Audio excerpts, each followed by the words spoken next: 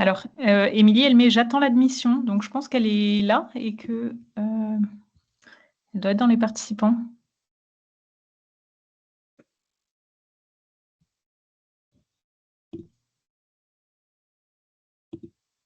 Bien, bonjour à toutes et tous. Bienvenue pour ce webinaire coproduit par le collectif de lutte contre la dénutrition et la Fédération nationale des orthophonistes. Voilà, on vous demande juste quelques minutes de patience, le temps que notre dernière intervenante puisse se connecter. Merci beaucoup.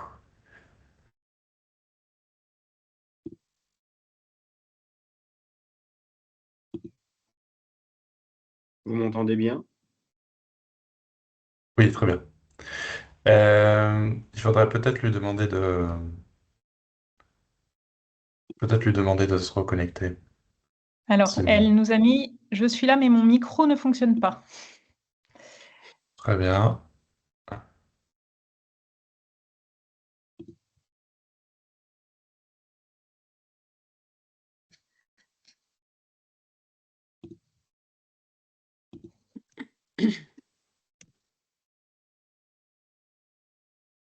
Ouais, je la vois pas dans la liste des participants. Si vous pouvez me dire quel pseudo est là. Ce n'est pas Émilie Laurent.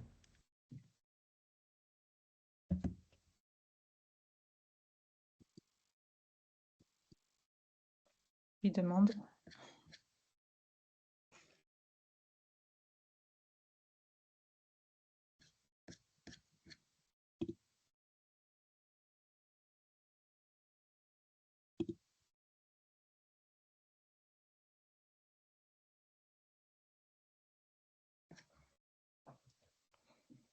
Ah, c'est bon. C'est qu'il y a Madame. OK. Et donc elle demande si on peut activer son micro et sa caméra. Je pense Ah que ouais, c'est ouais, peut-être nous c'est qui bon. devrions pouvoir faire. C'est bon, OK. c'est bon. Voilà, bonjour, excusez-moi, en fait, je n'avais pas la main sur le micro ni la caméra. Merci, Voilà, le problème est réglé. On va pouvoir je n'y commencer. avais pas accès. Merci beaucoup. Je vous en prie.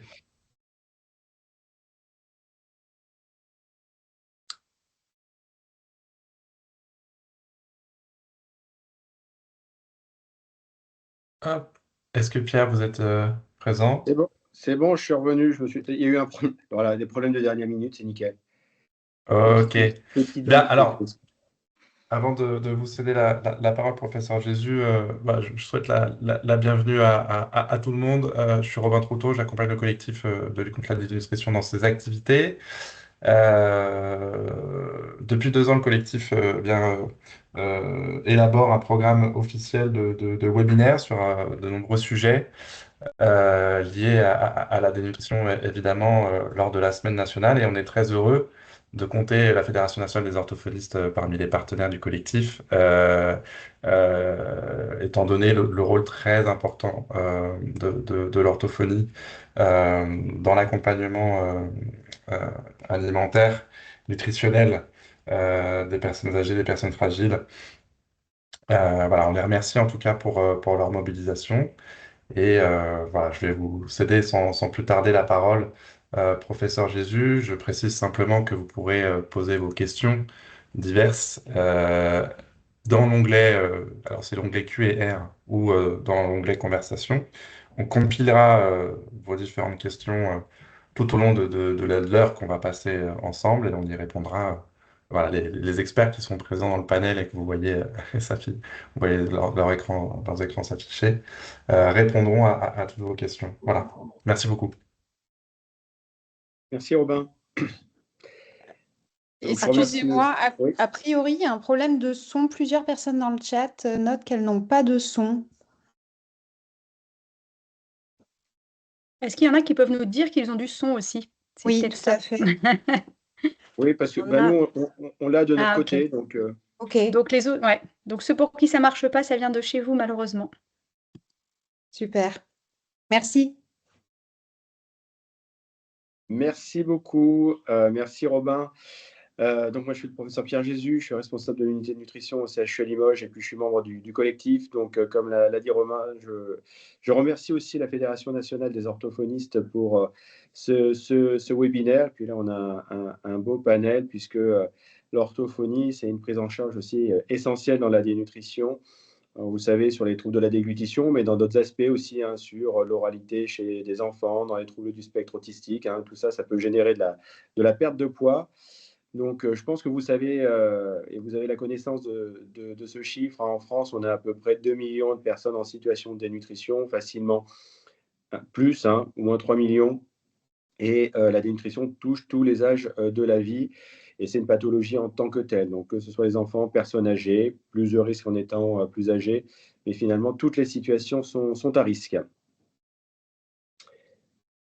Bien, merci Romain. Alors, pour notre semaine 2025, elle est en cours. Elle a débuté lundi. Donc, le collectif de lutte contre la dénutrition organise avec le ministère et puis d'autres acteurs de santé cette semaine de sensibilisation autour de la dénutrition, donc du 17 au 23. Vous voyez, c'est toute la France, hein. Toutes les actions qui peuvent être mises en place dans vos établissements, en structures privées, publiques et autres seront toujours valorisantes et valorisables. Donc, n'hésitez pas à aller sur le site du collectif lutte contre la dénutrition.fr et vous pouvez déposer encore les actions jusqu'à la fin de la semaine. Et vous l'avez vu, donc voilà, c'est avec le soutien du ministère de la Santé, l'assurance maladie, assurance retraite, hein, donc tous les acteurs de la santé au niveau national. Alors finalement, pour qui s'adressent ces actions? Finalement, les actions elles peuvent être réalisées à tous les niveaux, hein, que ce soit au sein d'une entreprise, d'associations, de professionnels du premier recours, hein, libéraux, ça peut être au sein de maisons de santé pluriprofessionnelles, dans les établissements de santé publics, privés, et puis aussi dans tous les établissements médico-sociaux, que ce soit pour personnes âgées dépendantes ou pour personnes en situation de handicap. Et là, des fois, l'orthophonie est extrêmement utile aussi. Alors, les actions, tout sera valable, bien sûr. Vous pouvez faire des actions de dépistage, de prévention, de formation, hein, ce que l'on fait aujourd'hui, de sensibilisation auprès des patients eux-mêmes, du grand public, des professionnels de santé, des aidants familiaux. Hein, tout le monde peut être sensibilisé. Et puis aussi de la communication, n'hésitez pas à faire redescendre toutes les infos qui viennent du collectif avec l'équipe de communication. Hein, c'est l'objectif que petit à petit, vous allez voir cette semaine, prennent de l'ampleur. Et donc avec d'autres aussi actions comme les actions pendant le repas qui peuvent être réalisées au sein des structures, avec par exemple l'opération cuisine ouverte au sein des EHPAD. Donc toutes ces actions seront extrêmement pertinentes pour mettre en avant la dénutrition. Alors, la semaine 2025, quelques chiffres. Vous allez voir une belle évolution entre 2024 et 2025. En 2024, 7600 actions de recensées, 2600 projets de labellisation reçus, 1600 kits de communication envoyés, 800 000 flyers envoyés. Et en 2025, on a finalement doublé certains chiffres. Donc, 15 000 actions de recensées, 3700 projets de labellisation reçus, plus de 2000 kits de communication envoyés, plus de 3100 organisations qui sont enregistrées au sein de la plateforme. Et là aussi, en termes de communication, c'est important. Plus d'1,5 million flyers envoyés. Et c'est la source principale, bien sûr, de com. Alors, je ne vais pas vous faire tout le planning de la semaine. On est en plein dedans. Et vous pouvez voir différents types de webinaires organisés avec tous les partenaires du collectif, d'autres actions aussi. Donc ça, vous pouvez retrouver toutes ces informations sur le site du collectif. Et puis pour nous suivre, il y a la page LinkedIn et en contact. N'hésitez pas à envoyer si vous avez des questions, des demandes d'infos, un contact@lutte-contre-la-dénutrition.fr. Vous pouvez vous inscrire à la newsletter sur le site du collectif et vous trouverez toutes les informations scientifiquement, cliniquement validées sur le site du collectif, donc lutte-contre-la-dénutrition.fr. Et vous pouvez aussi donc déclarer vos actions sur le site du collectif.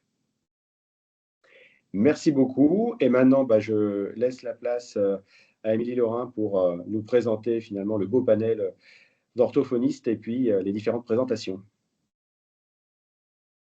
Oui, bonjour à toutes et à tous. Merci de vous être connectés. Donc, effectivement, la place des orthophonistes dans la lutte contre la dénutrition. Alors, moi, je suis Émilie Laurin.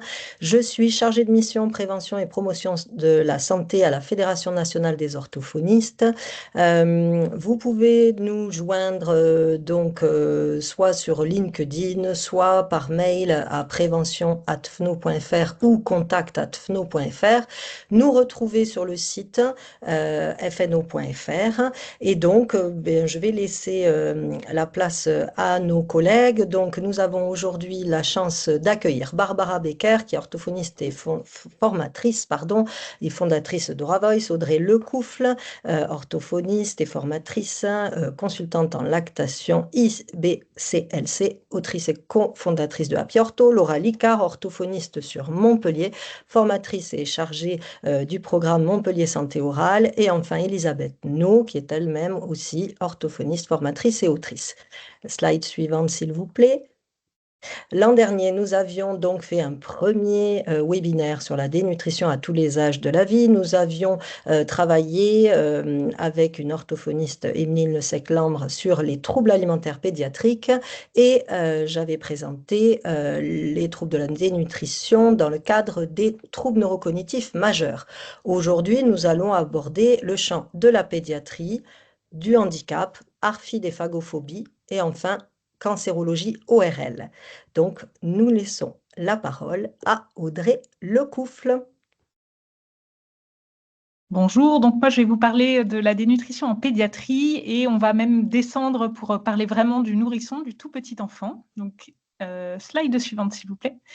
On sait que les études hospitalières pédiatriques montrent qu'il y a une prévalence moyenne de la dénutrition, on en a déjà parlé, mais chez le jeune enfant, elle est aussi importante, c'est entre 10 et 15% chez les enfants lorsqu'ils sont hospitalisés.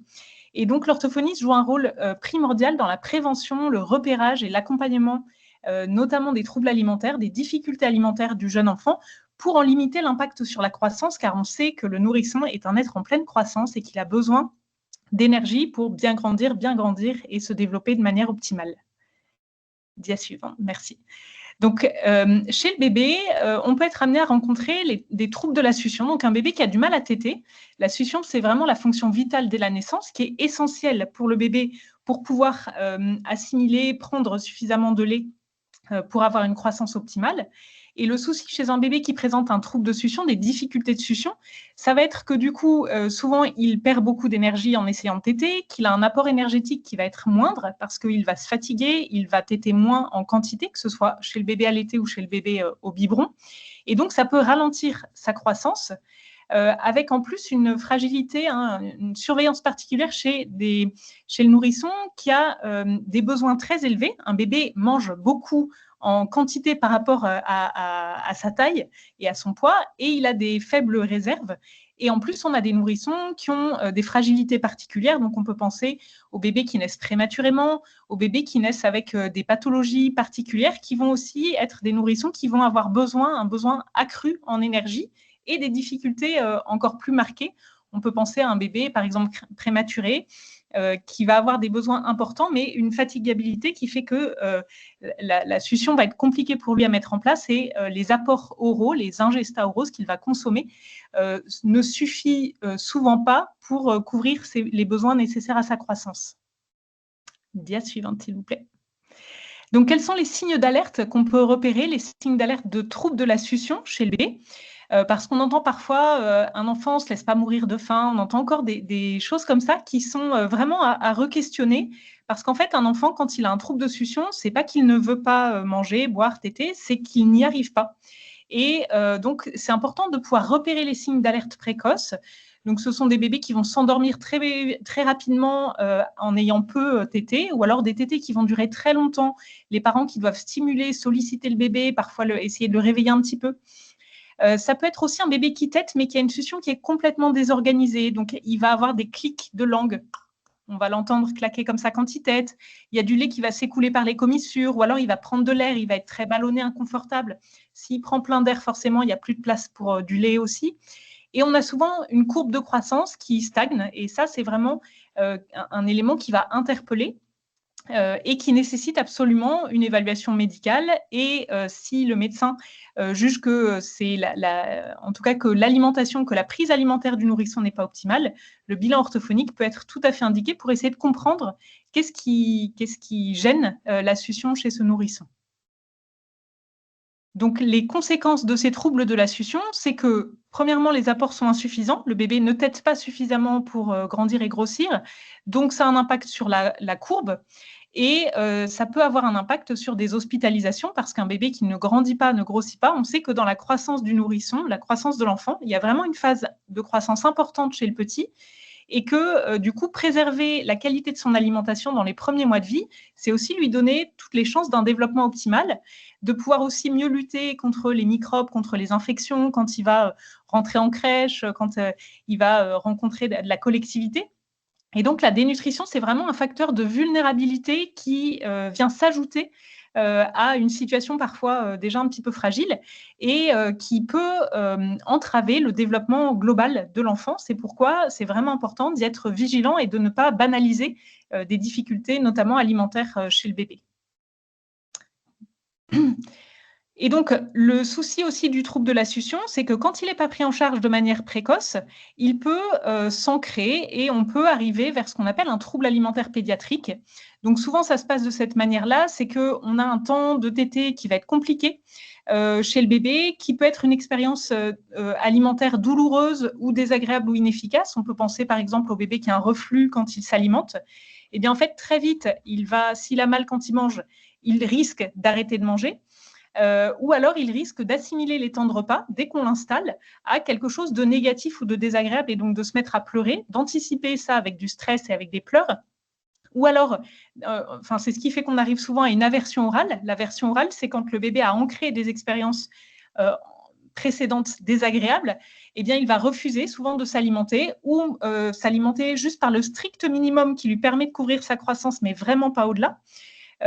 Donc, il va anticiper la gêne, la douleur. Il y a une répercussion directe sur les apports et on a un peu un cercle vicieux qui fait que l'alimentation est douloureuse ou inefficace. Donc, le bébé va éviter.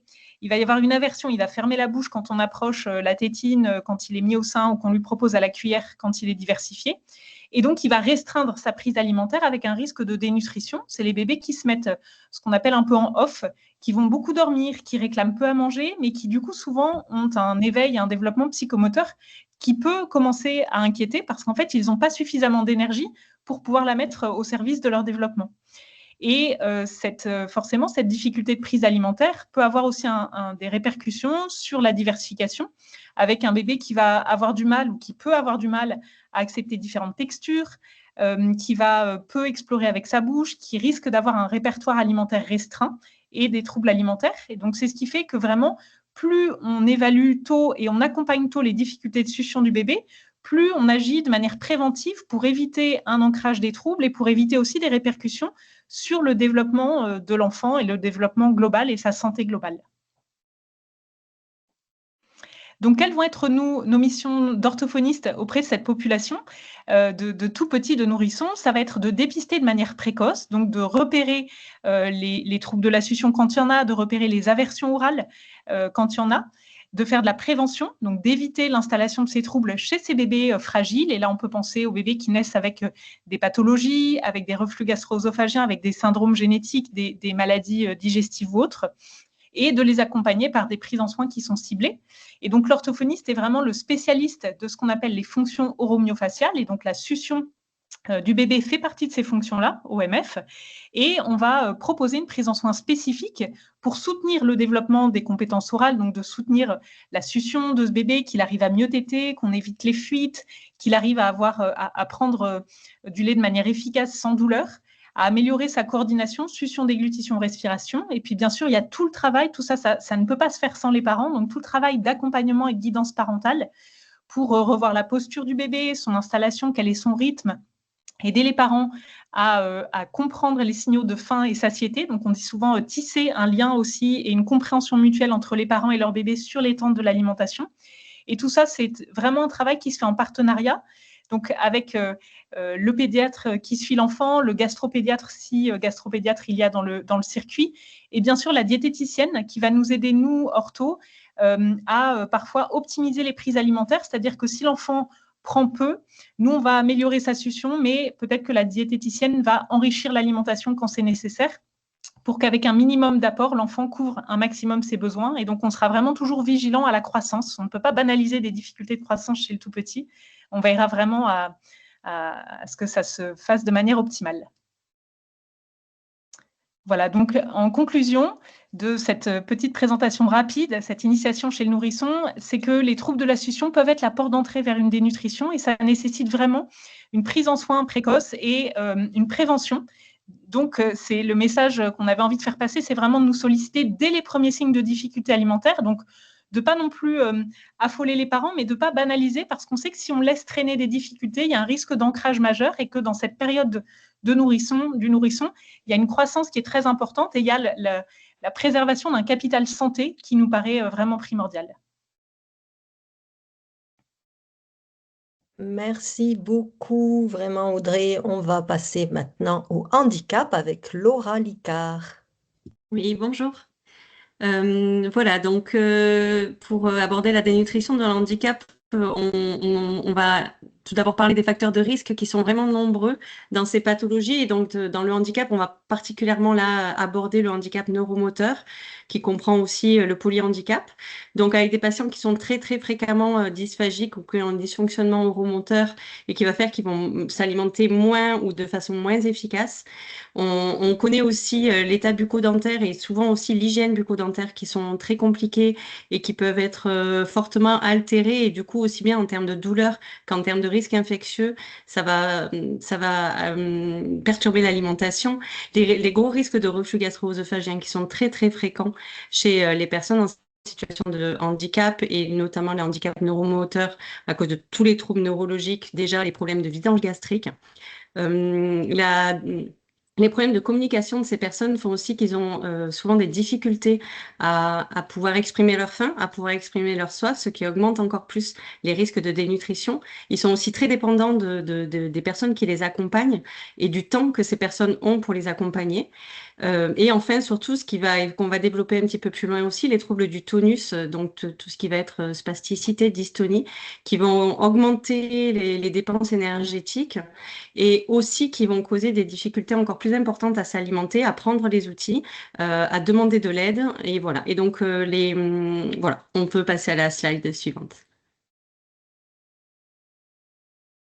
Donc, le gros problème de la dénutrition dans le handicap, c'est un souci de balance. Alors, c'est un souci de balance mal équilibré la plupart du temps dans la dénutrition de toute façon, mais encore plus dans la dénutrition. On a vu tous les facteurs de risque juste avant qui expliquent cette diminution des apports, le fait que les personnes mangent moins, s'alimentent moins, mais aussi dépensent plus, ce qu'on a vu tout à l'heure, les troubles toniques qui vont dépenser beaucoup d'énergie. Tout ce qui va être infection, donc qui sont assez fréquentes chez ces personnes qui sont fragiles, et notamment les infections pulmonaires, tout ce qui va être inflammation diverses, et aussi les escarres avec des personnes qui sont souvent immobilisées et pas forcément toujours manipulées suffisamment, et qui vont donc développer des escarres. Les problèmes neurologiques entraînent aussi, comme on l'a dit tout à l'heure, une lenteur du vidange gastrique qui fait que la personne, vu qu'elle a l'estomac plein, elle va aussi moins s'alimenter et ça va aussi causer des soucis de constipation qui vont encore qui vont augmenter les risques de reflux et qui vont faire que la personne va avoir moins faim. Et puis tous les traitements médicamenteux qui peuvent aussi avoir une influence sur la faim.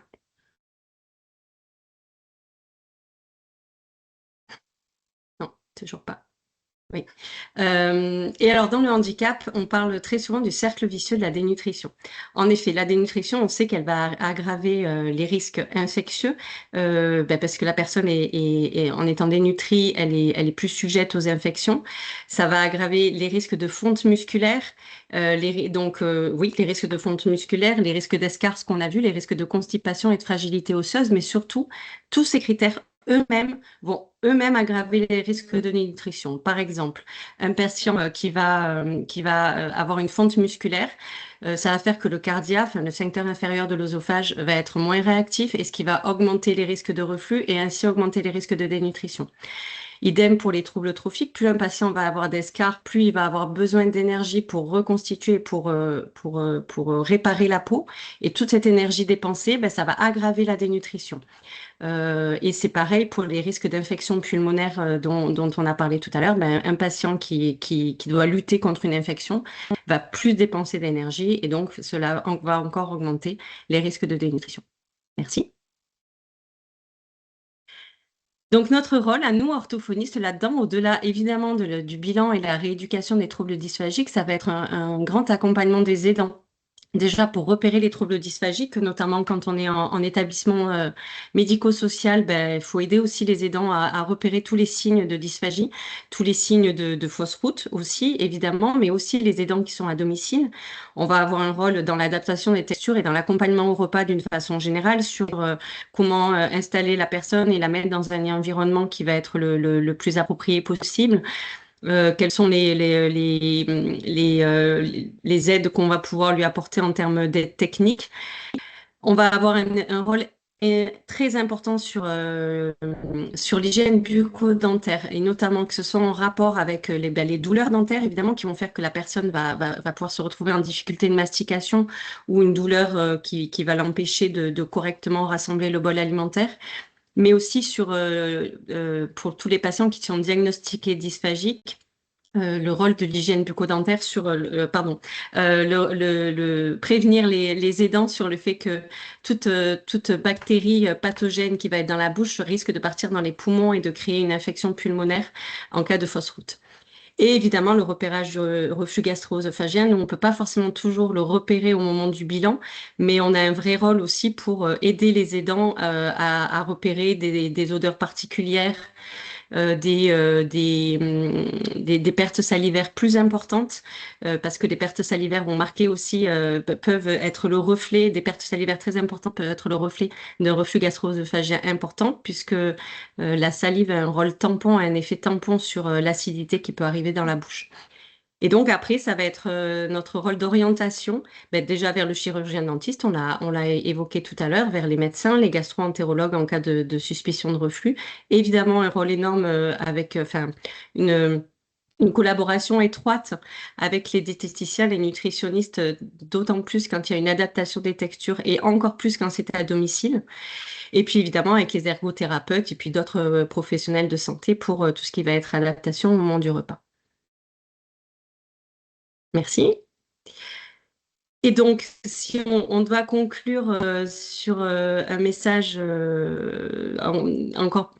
selon moi, d'autant plus important dans le handicap, c'est qu'il va falloir préserver le plus longtemps possible le plaisir de manger. On ne va pas pouvoir toujours résoudre. Et surtout quand il y a des gros troubles toniques, surtout quand il y a une grosse déficience intellectuelle, on ne va pas pouvoir toujours résoudre les problèmes dysphagiques.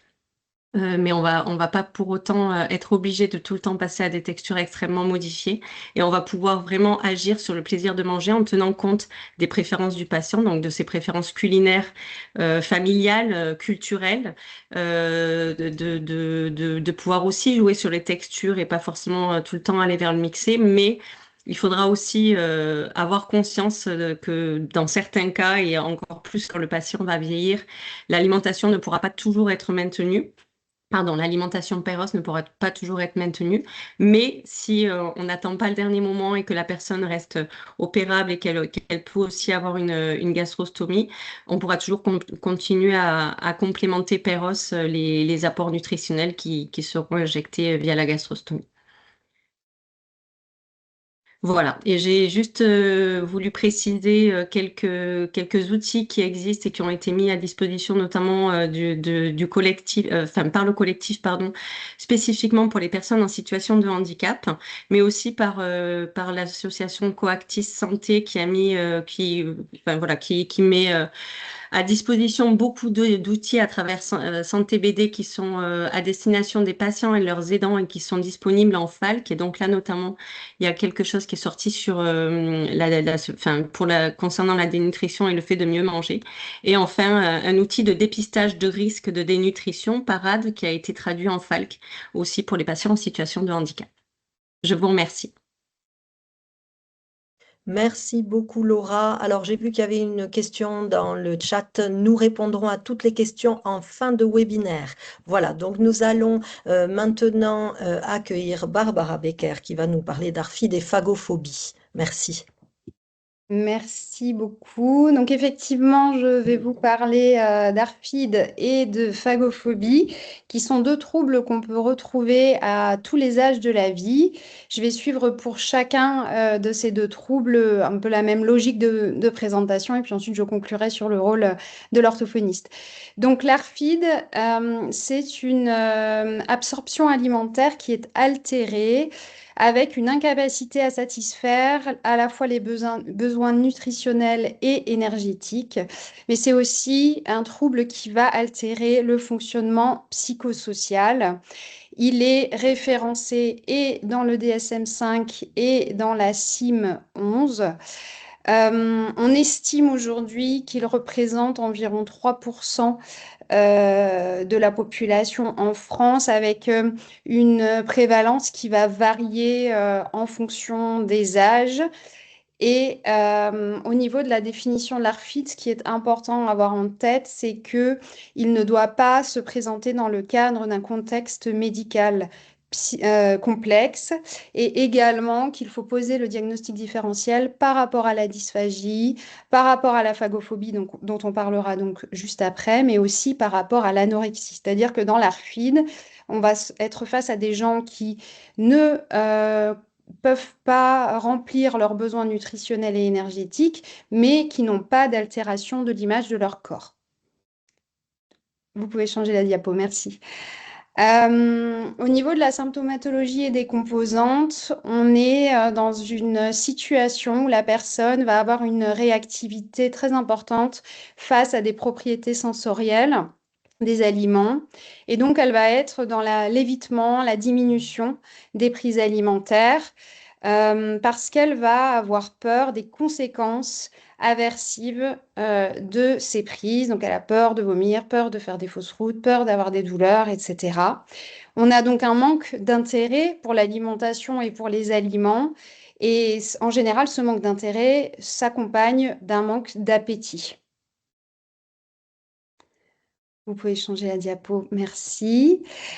On va donc, sans grande surprise, se retrouver face à des patients en déficit nutritionnel avec une perte de poids qui peut nécessiter la mise en place d'une nutrition entérale ou de compléments alimentaires. Donc on a une affection de la qualité de vie et une altération du fonctionnement social que vous pouvez imaginer, puisque ce sont des personnes qui vont se priver d'aller au restaurant, de passer du moment, d'échanger en fait des moments sociaux autour du repas avec leurs amis, leur famille, etc., puisqu'ils se sentent en difficulté. Vous pouvez changer la diapo, merci. On peut retrouver l'ARFID en comorbidité d'autres troubles comme les troubles anxieux, les TOC également, les troubles alimentaires de manière générale, les troubles du spectre autistique ainsi que le TDAH, donc les troubles de l'attention avec ou sans hyperactivité. On peut changer la diapo. Et donc maintenant, on va parler de la phagophobie. Donc la phagophobie, c'est également un trouble alimentaire qui, lui, est une phobie spécifique qui va se manifester face à la situation d'avaler les aliments, particulièrement en général. Ici aussi, la phagophobie est définie dans le DSM-5 et ne doit pas se retrouver dans un contexte médical complexe du patient. Le diagnostic différentiel va ici se poser également face à la dysphagie, mais aussi l'ARFID dont on a parlé précédemment et l'anorexie. Donc ici aussi, on est face à un patient qui n'a pas de problématique d'image corporelle, mais qui a plutôt une problématique liée au fait d'ingérer des aliments. Vous pouvez changer la diapo, merci. Donc, les personnes ont peur d'avaler. Cette peur d'avaler, elle est plus ou moins consciente. En fait, il y a une peur de s'étouffer avec souvent une méconnaissance des mécanismes de déglutition.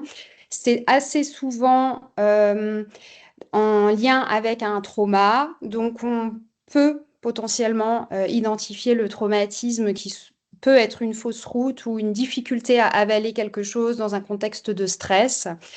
Les caractéristiques de cette situation peuvent donc être plus ou moins aiguës et généralement, ce qu'on va retrouver, c'est soit un arrêt brutal de s'alimenter via des solides, soit une élimination progressive des solides, c'est-à-dire que la personne commence à manger de moins en moins d'aliments durs, puis elle mange de plus en plus mou jusqu'à ne manger que du mou. On peut également se retrouver face à des patients qui vont réduire leur panel alimentaire en lien avec les textures, donc notamment la texture solide et la taille des morceaux. Vous pouvez changer la diapo. Les comorbidités et conséquences de la phagophobie sont les suivantes. Donc, en termes de comorbidité et de conséquences, on peut retrouver le TAP, donc trouble alimentaire pédiatrique, l'ARFID dont on a parlé tout à l'heure, la dysphagie également, tous les troubles orofaciaux myofonctionnels. On retrouve également le RGO, des notions d'hypersensibilité et potentiellement aussi tout ce qui est de l'ordre des psychopathologies. On retrouve l'hémétophobies, donc la phobie de vomir. Et puis, bien entendu, en termes de conséquences, la qualité de vie, les conséquences sociales, mais également l'amaigrissement, bien entendu, et la dénutrition. Donc, dans ces pathologies, le rôle de l'orthophoniste, c'est de poser un diagnostic à la fois clinique et fonctionnel. Ça va, suite à ce diagnostic, être potentiellement de proposer une rééducation qui va viser globalement à l'augmentation du panel alimentaire et à l'amélioration fonctionnelle, donc l'amélioration des fonctions de mastication, de déglutition notamment. Et puis, l'orthophoniste va aussi être en charge de renvoyer le patient potentiellement et vers son médecin traitant, peut-être pour consulter un diététicien, un nutritionniste et gérer l'aspect des nutritions, mais également vers le médecin traitant pour renvoyer vers psychologue ou psychiatre en fonction de la situation. Vous pouvez changer la diapo. Merci. Donc, on est face à deux troubles ici qui sont inscrits au DSM-5. Donc, on est ici sur une notion de psychiatrie, alors pas forcément dans son premier sens du terme, mais en tous les cas, face à des cas, des troubles, pardon, qui sont plutôt comportementaux, mais qui vont ici avoir des conséquences en termes de déficit nutritionnel et donc de dénutrition. Et donc, globalement, le rôle de l'ortho, c'est le dépistage et la rééducation fonctionnelle. Merci beaucoup. Merci beaucoup, Barbara. Et donc, la dernière intervention, et non des moindres, celle d'Elisabeth No autour de la cancérologie ORL. Bonjour à tous. Alors, la première chose qu'on va voir, c'est que la plupart de nos patients en cancérologie ORL arrivent déjà dénutris, c'est-à-dire qu'ils ont perdu du poids avant même qu'on les soigne, tout simplement parce qu'ils ont eu du mal à manger. Ça, c'est assez fréquent. Ils ont eu des douleurs, par exemple dans la bouche, et ils peuvent faire des fausses routes. Et quelquefois, ils ont des intoxications alcoolo-tabagiques qui font qu'on va avoir des patients qui arrivent vraiment déjà en situation de dénutrition.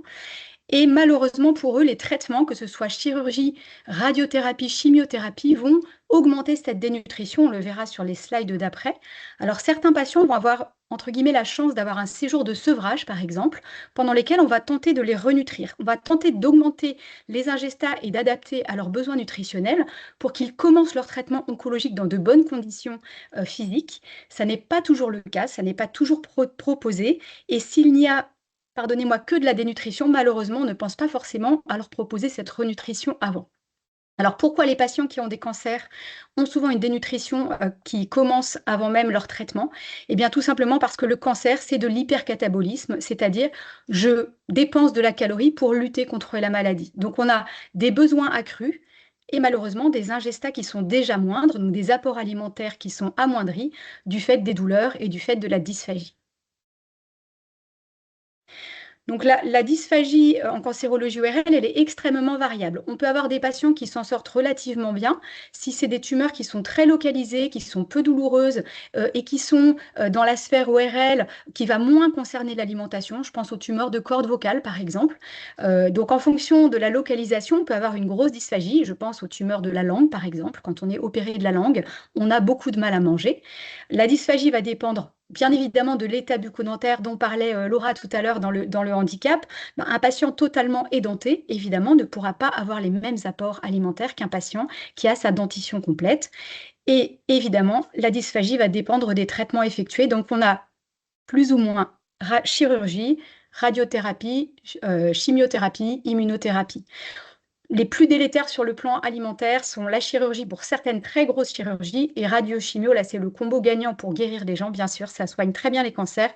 Par contre, les effets sur la prise alimentaire sont extrêmement difficiles.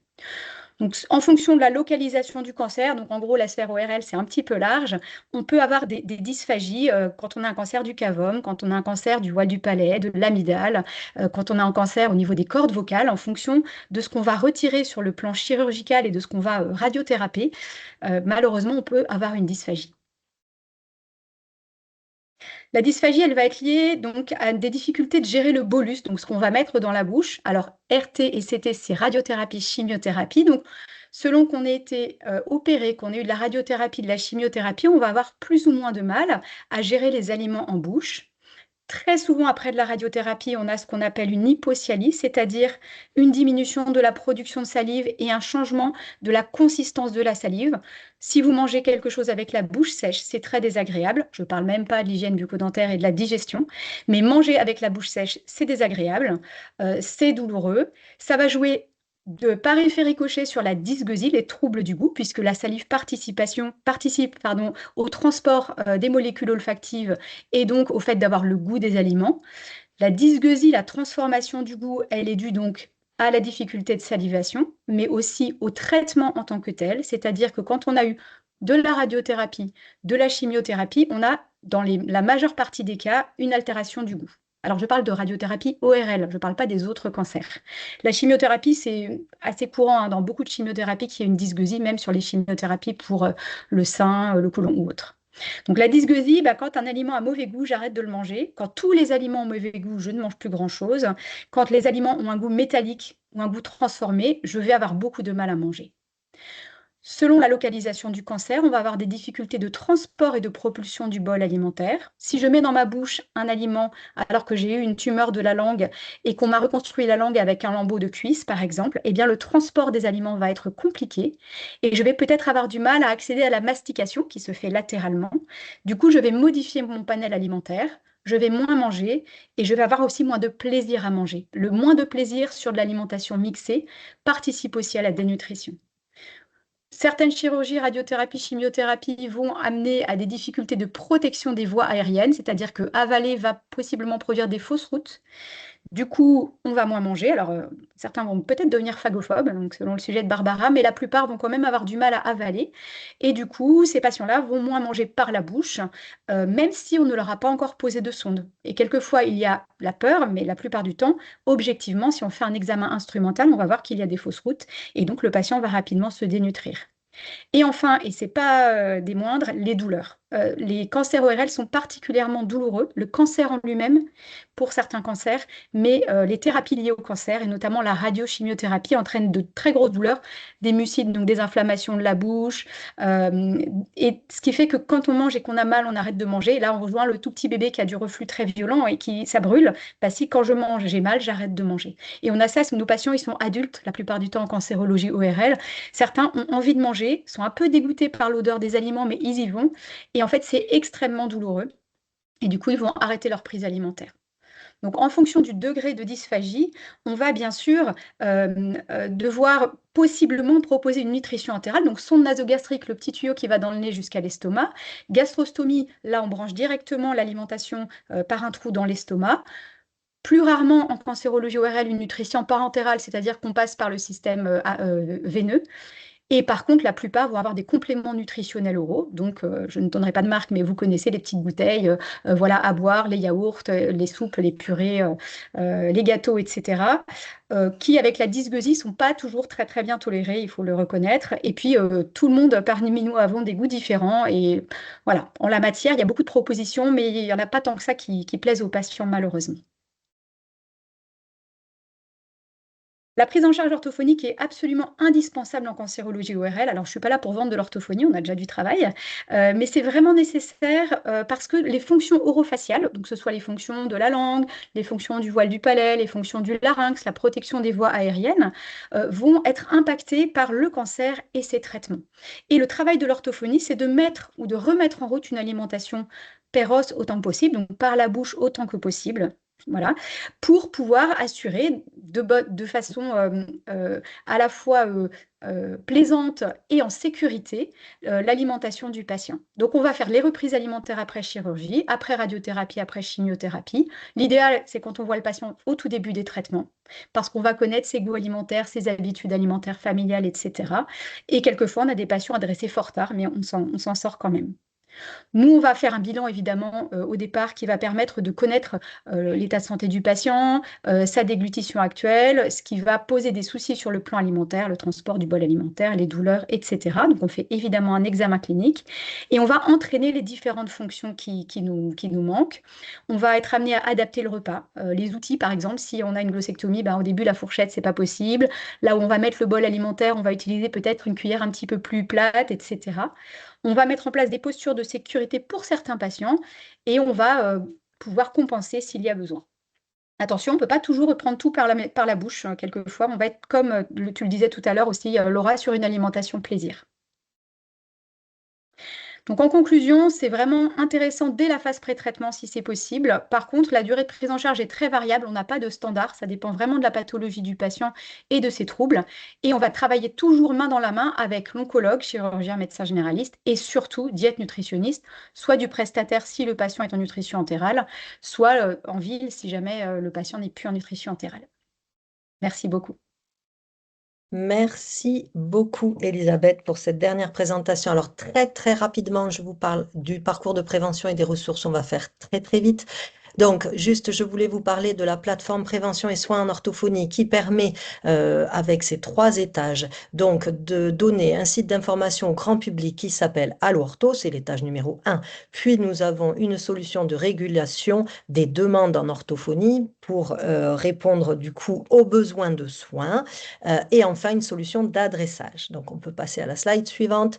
Je vous montre, voilà, ce que donne le site. Vous pourrez aller le voir sur Allo Ortho. Voilà, on va passer à la suivante. Donc, cet étage où vous aurez tout un tas d'informations vérifiées, des articles écrits par des orthophonistes, des livrets que vous pouvez télécharger. Vous pouvez aller chercher les informations dans le domaine qui vous intéresse. On peut passer à la suivante. Donc, l'étage 2, c'est la plateforme de régulation donc, qui a été expérimentée dans 9 régions en France et qui sera généralisée nationalement à partir de février 2026, où la personne qui cherche à obtenir un bilan orthophonique peut avoir un orthophoniste en ligne pour pouvoir obtenir des conseils et être adressé vers un bilan si besoin. Voilà, et enfin, le 3e étage, donc ce fameux adressage, effectivement, les personnes peuvent s'inscrire sur la liste d'attente qui est territoriale pour pouvoir être reçue par un orthophoniste près de chez soi le plus tôt possible. On peut passer à la slide suivante. Donc voilà, vous avez tout un tas de ressources sur Allo Ortho.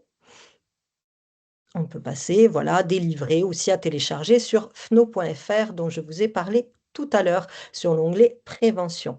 Et enfin, je voulais vous parler du CFO-CNP, alors le Collège français d'orthophonie et le Conseil national professionnel des orthophonistes. Donc, il y a un projet en cours de demande de labellisation par la HAS d'un projet de recommandation de bonnes pratiques qui porte sur le diagnostic et la prise en soin des troubles de la déglutition chez l'adulte et la personne âgée, parce qu'en France, il n'y a aucune recommandation nationale spécifique sur ce sujet, alors que les troubles de la déglutition concernent une proportion importante de patients, 8% de la population générale et jusqu'à 50% des personnes atteintes de pathologies neurologiques, avec impact sur la dénutrition, la qualité de vie, on l'a vu, la durée d'hospitalisation, les complications, notamment les pneumopathies d'inhalation, et c'est un véritable enjeu de santé publique. Donc, nous, les orthophonistes, étant acteurs essentiels de cette prise en charge, tant dans le repérage, vous l'avez vu, que dans l'évaluation et les interventions thérapeutiques, c'est tout à fait naturellement que le CFO-CNP porte ce projet en interdisciplinarité et interprofessionnalité avec un large panel de sociétés savantes et d'associations de patients.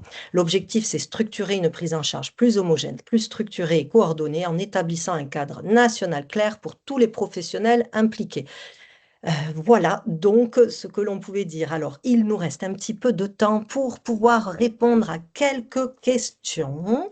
Il y avait des questions peut-être déjà dans le chat, je pense. Alors, qu'avions-nous comme question? Peut-être avez-vous repéré les intervenantes des questions vous concernant? Je vous laisse prendre la parole. En connaissance, au fur et à mesure, j'étais sur sur la présentation. Alors, moi, je peux répondre, je crois qu'il y avait deux questions. La première, bonjour, quelles sont les différences entre ARFID et TAP, s'il vous plaît? Alors, c'est une question qui nécessiterait un temps de réponse supplémentaire à celui qu'on a.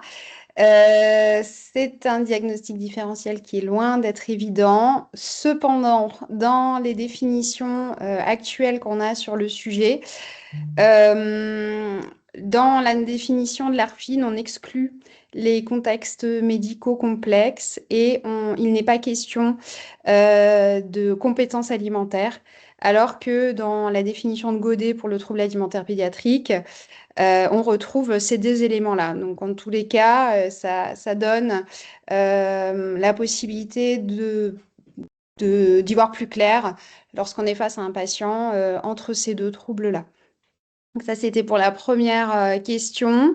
Et pour la deuxième, sur le diagnostic ARFID phagophobie, non, l'orthophoniste va plutôt poser une hypothèse, émettre une suspicion d'ARFID ou de phagophobie, mais ce sont des diagnostics qui sont à poser plutôt par le psychiatre, puisqu'on est sur des troubles qui sont plutôt d'ordre comportementaux, voire qui sont en comorbidité avec d'autres troubles qui relèvent plutôt du psychiatre. Voilà. Il y avait une question sur les... Merci beaucoup, Barbara. Pardon. Il y avait une question sur les aides techniques. Je crois que c'était pour toi, Laura. Oui, c'est ça. Alors évidemment, les aides techniques, c'est tous les outils qu'on va pouvoir mettre, qu'on va pouvoir conseiller parfois. Alors il y en a qui vont être complètement en lien avec l'ergothérapeute, mais par exemple, un patient qui va avoir des soucis d'hydratation, enfin voilà, on va pouvoir essayer, avant d'essayer peut-être de gélifier ou d'épaissir. L'eau gazeuse, c'est quelque chose qu'on a tendance un peu moins à recommander dans le handicap parce qu'il y a une grosse prévalence de reflux gastro-œsophagien. Mais on peut mettre aussi en place des techniques comme des aides techniques comme la paille ou comme un verre en coche nasale, par exemple, ou quelque chose qu'on devrait recommander à chaque fois, par exemple, c'est les cuillères pas en métal quand la personne est totalement accompagnée pour manger, pour éviter les traumas dentaires et donc c'est ce type d'aide technique-là dont je parlais. Merci beaucoup, Laura. Une autre question sur la sonde GPE, il me semble, chez les personnes en situation de handicap. Quelles sont les recommandations d'indication? Alors, ça, c'est pas une décision qu'on va prendre tout seul. C'est même pas forcément nous. Nous, on va pouvoir indiquer le degré de dysphagie, le degré de risque que peut prendre le patient, mais après, c'est une décision évidemment qui est pluriprofessionnelle. La seule chose à laquelle il faut veiller, c'est il y a souvent une réticence qui s'entend parfaitement de la part de la famille et souvent aussi de la part des aidants professionnels, et que si on attend trop et que le patient est trop dénutri, il n'est plus anesthésiable. Et s'il est plus anesthésiable, ça devient vraiment compliqué, alors que parfois, poser une GEP, ça va permettre à la personne de se requinquer et pardon, je viens du sud, de se remettre en forme et de pouvoir, après, pouvoir manger plus facilement aussi et pour avoir l'énergie qu'il faut et pour pouvoir manger plus facilement. Mais Juste peut-être que le professeur Jésus peut répondre. Voilà. Pour compléter, finalement, c'est avec l'aide des orthophonistes et puis du bilan de déglutition, ce sera une grande aide pour savoir si finalement on peut continuer un petit peu d'alimentation de façon sécuritaire en telle ou telle texture. Parce qu'il y a toute la discussion, c'est en général dans le contexte du handicap, du polyhandicap, où les parents gèrent leurs enfants qui deviennent des adultes depuis des années, le lien avec l'alimentation aussi qui est des fois très compliqué. Et lâcher ce lien, c'est pas si simple que ça. Donc, c'est vrai que c'est une discussion, on va dire, pluridisciplinaire, et avec l'accord, bien sûr, des patients, alors des parents et des patients aussi, parce que ce n'est pas parce que le patient a un polyhandicap qu'il ne comprend pas. Hein, aussi, des fois, on peut avoir cette impression, mais finalement, on peut échanger avec eux.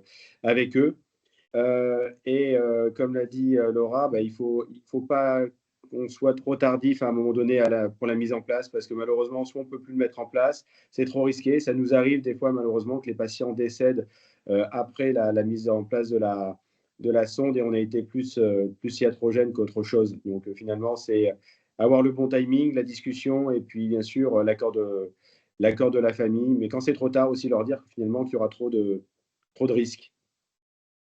Merci. Une question, quid des courbes de croissance dans le carnet de santé bébé allaité vs bébé alimenté par lait artificiel PCN? Merci.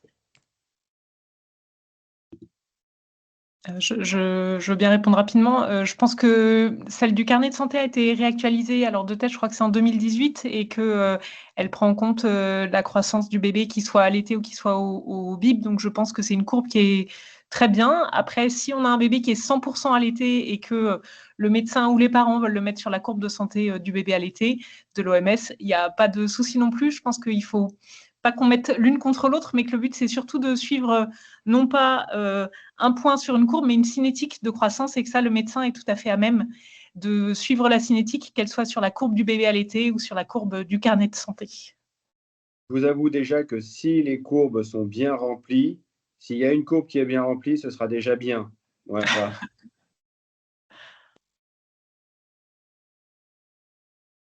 Très bien, merci. Et enfin, il y avait une remarque sur fort déficit d'orthophonistes en milieu hospitalier. Le collège d'orthophonistes a-t-il des actions en cours pour faire évoluer la situation? Alors, l'AFNO y travaille, mais pour le CFO, je te laisse répondre peut-être, Laura.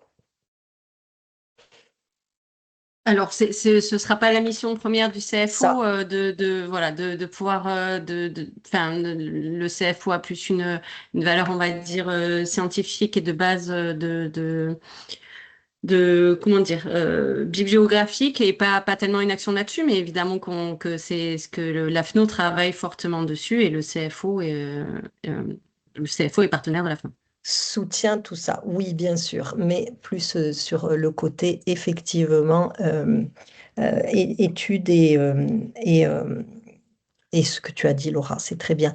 Avions-nous d'autres questions? Je crois que c'était tout. Avons-nous peut-être des questions à l'oral si nous avons 2 petites minutes, peut-être?